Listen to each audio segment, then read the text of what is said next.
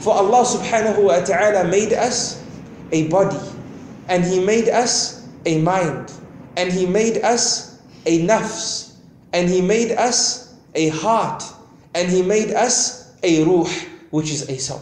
We are entities. We are entities. And what's amazing when we look at these entities is that the body is the physical apparent entity.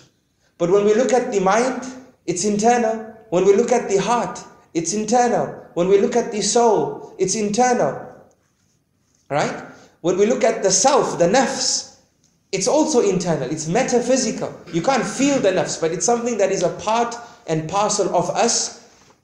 And this should teach us how important your implicit is as opposed to your explicit.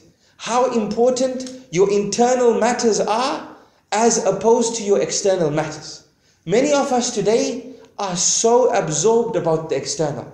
How we look, number one, and how people perceive us, number two. And people's perceptions come about as a result of our external. How we dress and the image that we put out. I always tell my students, there's two traits. There's the personality trait and the character trait. The character trait is your true trait. The personality trait is how people perceive you, how you sell yourself, how the brand that you've created for yourself. Right? This world that we live in now in this century is so fixated on the personality trait. We have what we call fans. Fans of the personality. It's a very strong element that's present in society. And if we're not careful, we become products of it.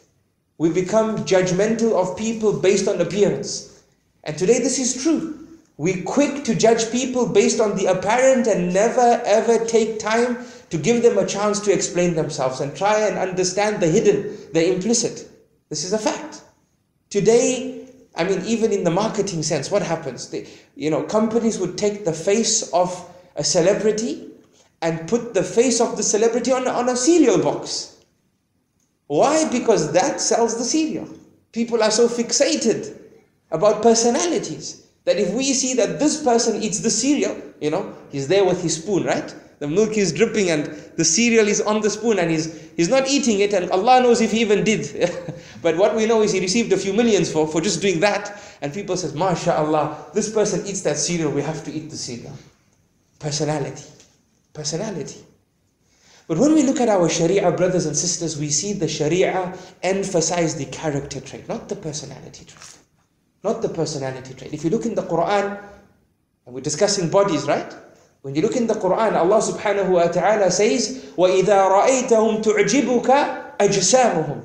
That when you see the hypocrites, what amazes you of them is nothing but their bodies, their appearance, the image which they put out. They show you that they're with you. They show you that they believe.